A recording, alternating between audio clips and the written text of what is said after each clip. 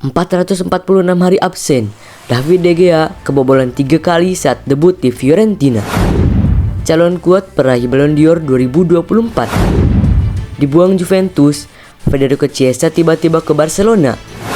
Beban Vincent Kompany bawa Munchen patahkan dominasi Bayer Leverkusen.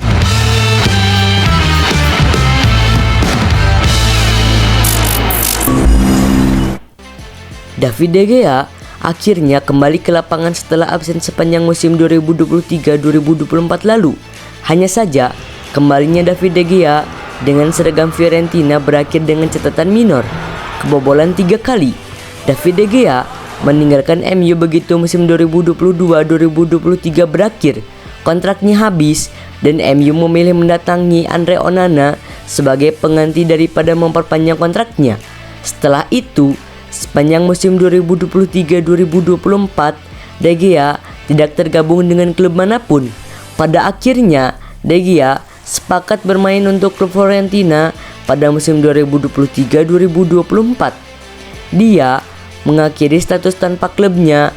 Debut De Gea terjadi ketika Fiorentina berjumpa Puskas FC pada kualifikasi UEFA Conference League di Stadion Artemio Franchi. David De Gea masuk dalam starting 11 saat Fiorentina menjamu Puskas FC. Jadi, ini adalah penampilan pertama De Gea di laga resmi setelah 446 hari. Sebelumnya, kali terakhir De Gea bermain pada 3 Juni 2023. De Gea sebenarnya masuk dalam daftar susunan pemain Fiorentina pada duel lawan Parma akhir pekan lalu. Namun, kiper asal Spanyol itu tidak dimainkan sama sekali.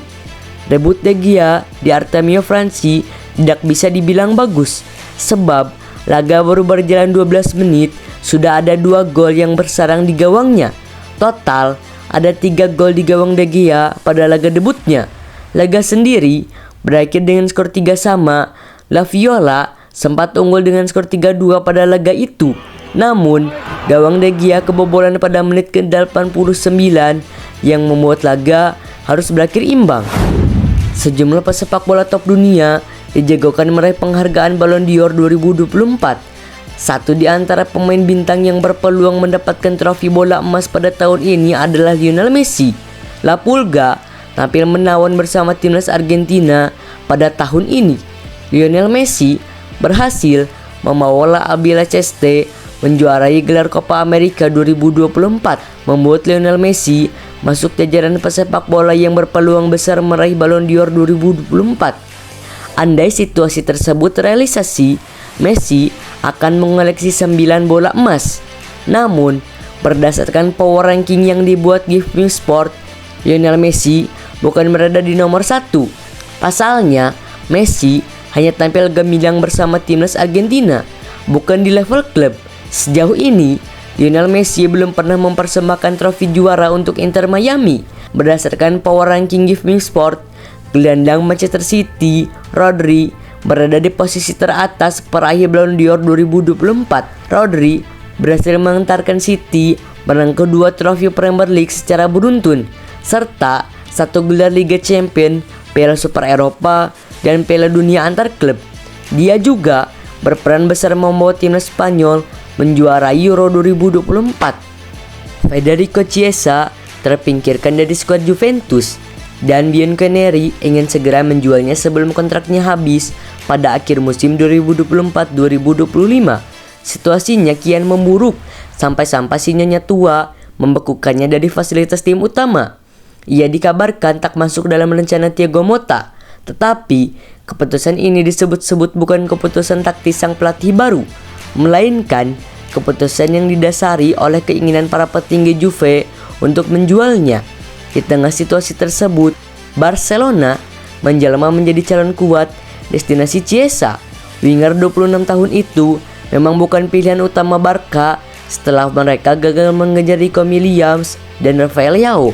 Tetapi Blaugrana kabarnya tetap berminat mendapatkan jasa Chiesa di bursa transfer musim panas. Sayangnya, minat Barcelona terhadap Chiesa terganjal keterbatasan finansial. Juventus yang memang mengetahui kondisi keuangan Barca belum mendapatkan tawaran resmi dari mereka tetapi bersedia naik ke meja negosiasi. Sayangnya ada ganjalan lain. yaitu permintaan gaji Chiesa yang terlalu tinggi. Penyerang Italia itu mendapat gaji 5 juta euro per musim di Juventus, dan sekarang dikabarkan ingin naik gaji ke 7 juta euro per musim.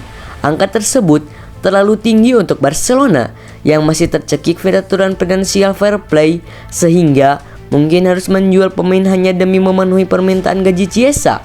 Di sisi lain, mendapatkan Chiesa bisa menjadi langkah hemat biaya di situasi pasar seperti sekarang, di mana penyerang-penyerang berkualitas semakin sedikit dan semakin mahal. Tim Bavaria, tim paling sukses di Liga Jerman, kalah bersaing dari Bayer Leverkusen yang meraih gelar ganda Bundesliga dan Piala Jerman tanpa kekalahan. Kompani telah berupaya memulihkan kepercayaan diri para pemainnya. Bayern Munchen menghabiskan sekitar 100 juta euro atau 1,73 triliun rupiah untuk mendatangkan pemain sayap seperti Michael Olise dari Crystal Palace dan gelandang bertahan Joao Palhinha dari Fulham. Mereka juga mengontrak bek Hiroki Ito untuk menopang lini belakang yang terbilang kebobolan gol selama musim lalu. Namun Leverkusen yang sebagian besar mempertahankan skuadnya tetap utuh dan mempertahankan pelatih Xabi Alonso tidak akan menyerah begitu saja. Sikap pantang menyerah yang sangat membantu mereka musim lalu terbukti ampuh akhir pekan lalu. Bayer Leverkusen berhasil mencetak gol penyeimbang di akhir Piala Super Jerman saat melawan Stuttgart. Leverkusen akhirnya memenangkan gelar melalui adu penalti. Mendulang berbagai prestasi bersama Spanyol dan Manchester City, Rodri sudah tak asing lagi dengan bermain bersama pemain-pemain terbaik di dunia. Gelandang 28 tahun itu diminta memberikan penilaiannya soal siapa pesepak bola terbaik sepanjang masa alias GOAT, dan secara mengejutkan tak menyebutkan nama Lionel Messi atau Cristiano Ronaldo. Alih-alih, Rodri menobatkan Kevin De Bruyne sebagai GOAT. Kampiun Euro 2024 itu bukan satu-satunya pemain Man City yang mendapuk De Bruyne sebagai yang terbaik. Januari kemarin, Jack Grealish juga menobatkan maestro lapangan tengah Belgia itu sebagai GOAT setelah ia tampil memukau kontra Newcastle saat kembali dari cedera. Tak perlu diragukan lagi, De Bruyne memang merupakan salah satu pemain terbaik sepanjang sejarah Liga Premier Inggris dengan koleksi 6 gelar Liga, 2 Piala FA, serta 1 Liga Champions bareng Citizen. Pemain dengan gaji tertinggi di Oxford United saat ini adalah Mark Harris. Penyerang asal Wales itu disebut mendapat gaji 364.000 pound sterling, setara 7,3 miliar per tahun. Jumlah itu belum termasuk bonus. Rata-rata gaji pemain di Oxford United per tahun diklaim sekitar 141.000 pound sterling atau setara 2,84 miliar per tahun. Gaji Marcelino di Oxford kemungkinan besar ada di kisaran antara gaji rata-rata skuad hingga gaji tertinggi per tahun yang dimiliki Harris. Pasalnya, meskipun belum teruji di Liga Inggris, Marcelino punya nilai plus bagi Oxford United, yakni exposure. Marcelino bisa menghadirkan nilai jual yang bagus untuk Oxford United, terutama di luar lapangan, dengan jumlah follower Instagram hingga 4 juta, sedangkan Oxford United belum genap 200.000 follower.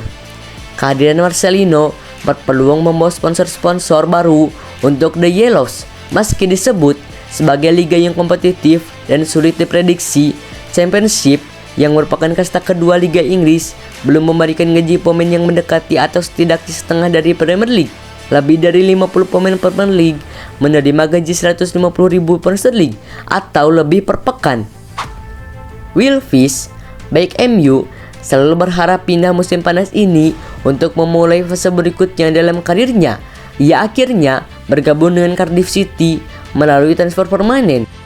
Fish telah dikagumi oleh beberapa klub lapis kedua selama beberapa waktu, tetapi Cardiff telah mencapai kesepakatan dengan United setelah masa pinjamannya yang sukses bersama Hibernian musim lalu, di mana dia bermain sebanyak 45 kali.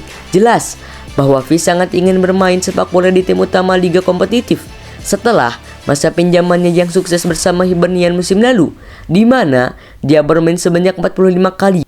Jelas bahwa Fish sangat ingin bermain sepak bola di tim utama di liga kompetitif. Fish adalah pemain inti reguler di Skotlandia. Ia menginginkan peran penting dalam skuad pada tahap karirnya ini. Namun, Kepindahannya ini harus meninggalkan klub masa kecilnya. Gejolak yang dirasa pemain berusia 21 tahun itu berkecambuk antara baik dan buruk. Masa pinjaman sementara Fish di Hibernian dianggap oleh Amerika Serikat sebagai salah satu pinjaman paling sukses yang pernah mereka atur, dan staf yakin bahwa ia berakhir dengan baik. Meskipun anak muda ini selalu berharap untuk meninggalkan United setelah permainan musim panas ini, ia dibawa ke Amerika untuk turun beberapa musim dan mengalami cedera saat melawan bermain Liverpool. Saat kalah dari Liverpool di Carolina Selatan, Fish ditanda keluar lapangan, tetapi cederanya tidak seburuk yang diantisipasi sebelumnya, sehingga dia bisa pulih dan memutuskan untuk pindah ke Cardiff. Cepat atau lambat, timnas Jerman harus menyiapkan generasi baru. Pasalnya, usai Euro 2024, ada 4 pemain penting yang menyatakan pensiun dari timnas Jerman. Kegagalan Jerman Euro 2024 juga jadi penanda bahwa berakhirnya sebuah era. Generasi yang pernah membawa Jerman juara Piala Dunia 2014 tak tersisa lagi. Kali ini, Toni Kroos benar-benar pensiun. Bukan hanya untuk timnas Jerman, akan tetapi karir sepak bola profesional. Kroos pensiun ketika karirnya masih ada di top level. Pada tahun terakhirnya, sebagai pemain sepak bola profesional, Kroos membawa Madrid juara La Liga dan Liga Champions. Neuer akan dikenang sebagai salah satu kiper terbaik di Jerman. Dia menjalani debut pada 2009 ketika usianya 23 tahun. Neuer bisa dibilang sebagai salah satu pionir untuk peran playing goalkeeper. Setelah Neuer pensiun, Marc-Andre ter Stegen diyakini akan jadi pilihan utama. Kiper 32 tahun itu sudah menunggu cukup lama untuk mendapat peran Neuer. Nama Müller pertama kali melejit pada Piala Dunia 2010 lalu. Müller tampil sangat bagus, mencetak 5 gol dan di 6 laga. 4 tahun berselang, dengan jumlah gol yang sama, dia membawa Jerman juara Piala Dunia di Brazil. Fans Jerman bakal merindukan sosok seperti Müller. Berbeda dengan 3 nama di atas, Gundogan tidak masuk skuad Jerman di Piala Dunia 2014. Ketika itu, Gundogan yang berusia 23 tahun mengalami cedera dan pemulihannya mengalami kemunduran. Jika melihat performa Gundogan pada musim tersebut, peluangnya masuk timnas Jerman sangat besar. Sekarang, keempat pemain itu telah pensiun dari timnas Jerman. Yong dipastikan tetap membawa Martin Paes ke Arab Saudi jelang laga babak ketiga kualifikasi Piala Dunia 2026 zona Asia. Hal ini dilakukan Sintayong meski Martin Paes dipastikan tak bisa membela timnas Indonesia saat melawan Arab Saudi di laga perdana grup C. Penyebabnya, kiper berusia 26 tahun itu tak bisa didaftarkan oleh skuad Garuda. Paes tidak bisa dimainkan karena pendaftaran pemain untuk laga tersebut sudah ditutup.